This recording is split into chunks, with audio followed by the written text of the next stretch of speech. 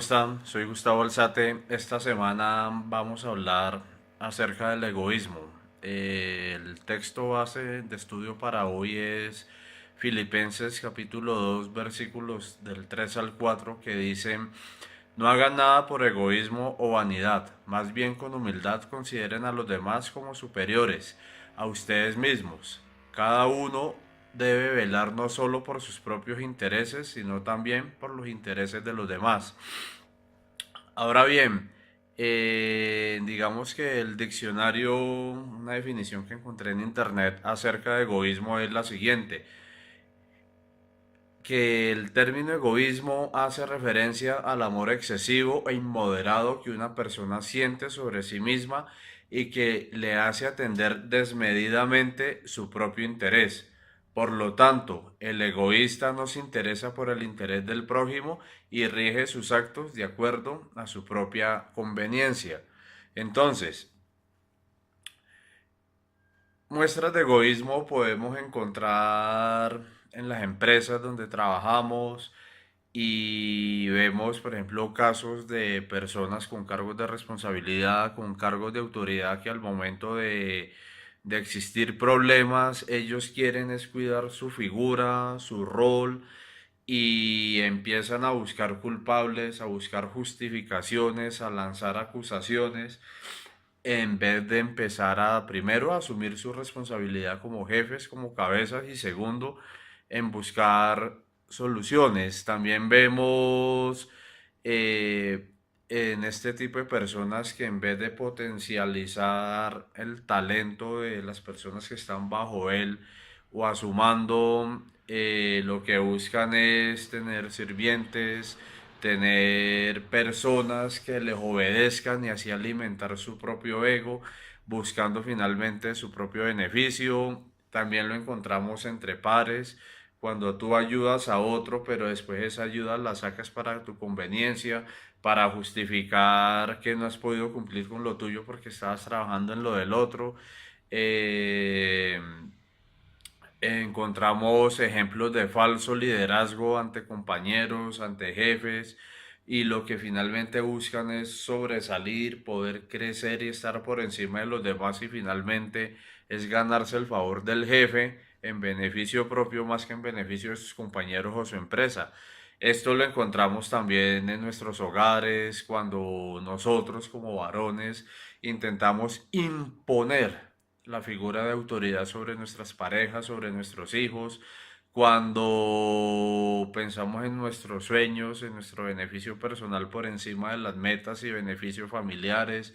Lo vemos en las iglesias, los que asistimos a iglesias, lo vemos en las filas de transporte público, cuando montamos en transporte público, lo vemos cuando queremos ganarle el puesto al que está queriendo entrar en la autopista, en la vía, lo vemos en los niños. Es decir, es algo que desafortunadamente hemos heredado desde Adán y Eva y que no es una muestra de lo que es nuestro verdadero Padre Dios, pero de eso hablaremos al final del tema. A la luz de Filipenses 2, 3, 4 para el día de hoy entonces, más otros pasajes, vamos a ver cuál es la postura de Dios respecto a este tema. Y lo primero que vamos a analizar es el amor propio. Marcos 12, versículos 30 a 31 dice: ama al Señor tu Dios con todo tu corazón, con toda tu alma, con toda tu mente, con todas tus fuerzas. Y el segundo mandamiento es: ama a tu prójimo como a ti mismo. No hay otro mandamiento más importante que estos dos. Entonces, ¿es malo amarnos a nosotros mismos? No, pues lo acabamos de ver. Dios nos está mandando a que nos amemos a nosotros mismos. Pero el problema está cuando consideramos solamente el verso 31 y no estamos considerando el verso superior, el verso 30.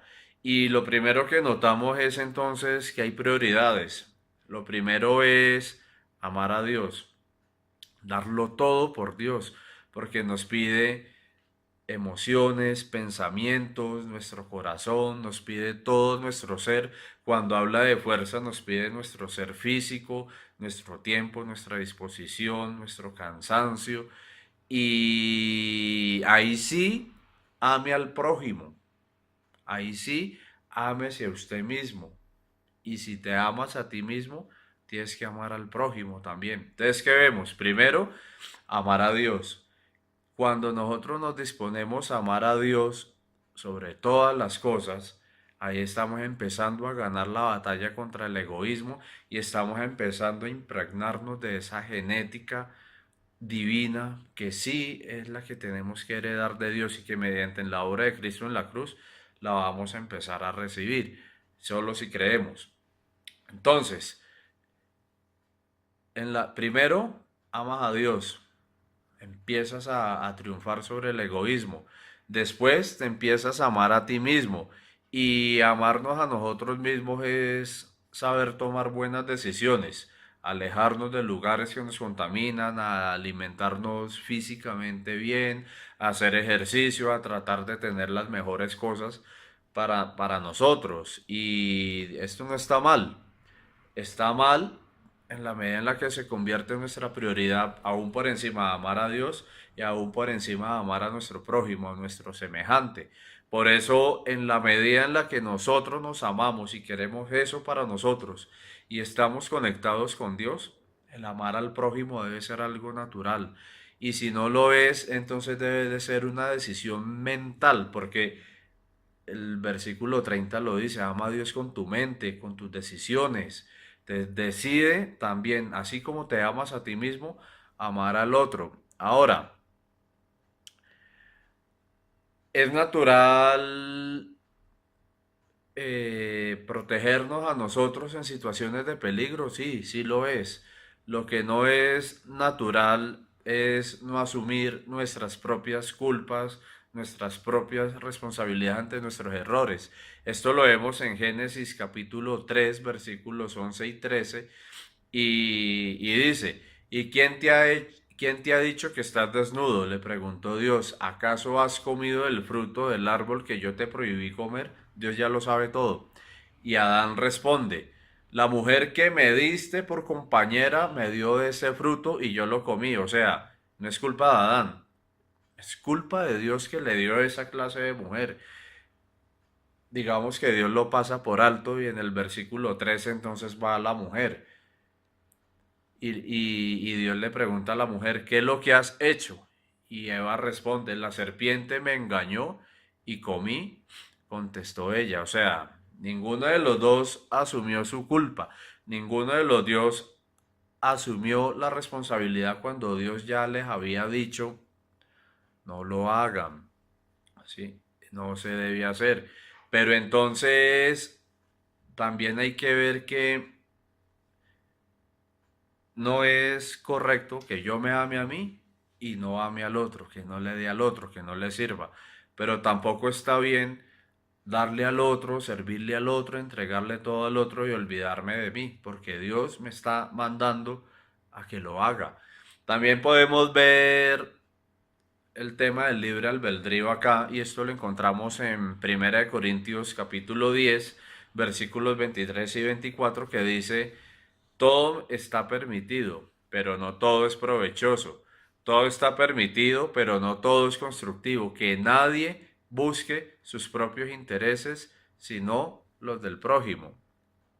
Entonces, Dios nos diseña como seres sociales con necesidad de tener una familia, amigos. Se habla mucho de trabajo en equipo en las empresas y debemos tener en cuenta que aunque todo se nos es lícito, como tener nuestros propios sueños, ir detrás de causas nobles, tenemos que tener en cuenta que no estamos solos.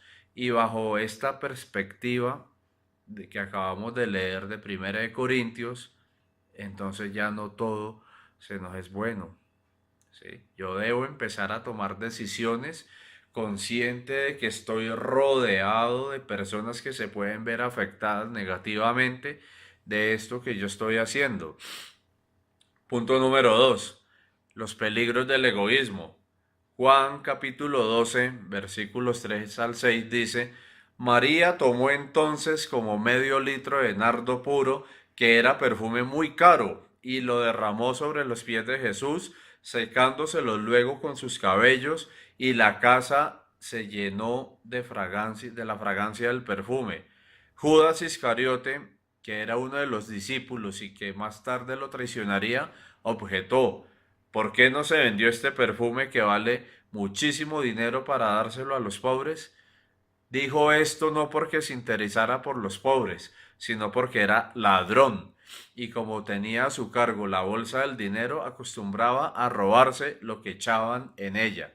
Entonces, podemos ver que el egoísmo va muy ligado en este caso con la avaricia, disfrazado de causas nobles, cuando realmente quiero mi beneficio propio. ¿Quién era entonces Judas? Judas era el que administraba el dinero de los apóstoles, era el tesorero, y este pasaje nos está mostrando claramente que Judas reprocha la actitud de María al a derramar el perfume en los pies de Jesús. Y dice claramente en el versículo final que no era por una buena obra de caridad para los pobres, sino que él era ladrón, y de ese muchísimo dinero Judas sabía que podía tomar algo para sí. Entonces, ¿en qué termina la historia de Judas y por qué el título de este segundo punto, el peligro? Porque Judas termina triste cuando se da cuenta de su error y finalmente él mismo se ahorca. Entonces, este peligro, este punto de la avaricia en el egoísmo nos lleva a ver que podemos meternos en serios aprietos, en perder nuestra reputación, porque hoy en día se habla de Judas como lo peor. Podemos perder nuestra vida, nuestra familia, amigos, la paz, la tranquilidad. Caso contrario fue el de María. A María no le importó el costo del perfume, pues finalmente todos sabemos que las cosas materiales se pueden volver a conseguir. Y es aquí donde es necesario resaltar que María no escatimó ese gasto material, que ya sabemos se puede volver a conseguir. Pero Dios, mediante Jesús, no escatimó la vida de su Hijo para que nosotros tuviéramos perdón de nuestros pecados y llevarnos a la vida eterna. Si Jesús le hubiera puesto precio a su vida, sería muchísimo más valiosa que este perfume.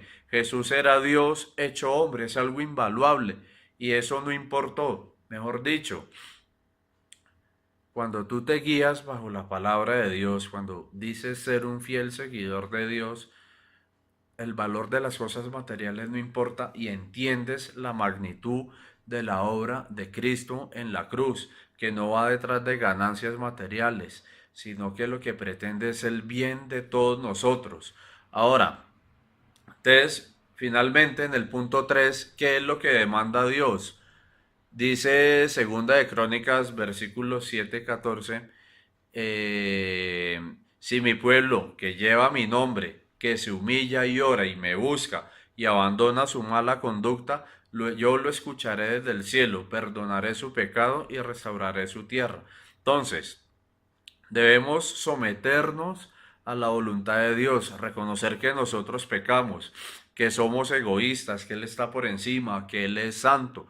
Y solo así, cuando lo hacemos de corazón, Dios está dispuesto a sanar todo el daño que por causa de nuestro egoísmo nos hemos causado a nosotros y a quienes nos rodean. Entonces, con un corazón mudado del egoísmo a una vida de servicio, estamos verdaderamente preparados para recibir las peticiones que nosotros hemos hecho. Dios es majestuoso, Dios es poderoso, es soberano, Él puede hacer lo que quiera, nos puede dar los milagros y los deseos que nosotros deseamos así, pero también Él es nuestro creador, Él es consciente de las cosas malas que hacemos, Él es consciente de qué es lo real que necesitamos y es que tenemos la genética del diablo, la genética de la mentira, la genética de la maldad, la genética del egoísmo, la genética de la vanidad, la genética de la superioridad y la arrogancia, y Dios quiere darnos a nosotros esa verdadera genética, por decirlo así, de ser hijos de Dios. Y esto está en la humildad, en el sacrificio y en el amor desmedido, pero no por mí, como lo vimos al inicio del texto, sino en el amor desmedido por Dios, por mí mismo y por nuestros semejantes, logrando el verdadero equilibrio que necesitamos para nuestras vidas. Por esto fue que Satanás es expulsado del cielo y eso es lo que él ha querido vendernos a nosotros, una superioridad. Por lo tanto, no son nuestros títulos, salarios, nuestros cargos los que nos dan el favor delante de Dios, ni la importancia delante de los hombres. Es humillarnos ante Cristo, reconocer su obra y cambiar nuestro parecer al parecer que encontramos en las Sagradas Escrituras. Esto es todo para el día de hoy. No olviden apoyar la obra del Señor que estoy tratando de hacer mediante estos videos, compartiéndolos, dándoles like, generando conocimiento y enriquecimiento a través de los comentarios, suscribiéndose al canal. Roten esto con sus compañeros, con sus conocidos, con personas que ustedes sepan que necesitan y nos vemos hasta en una próxima ocasión. Que estén muy bien, que Dios los bendiga mucho.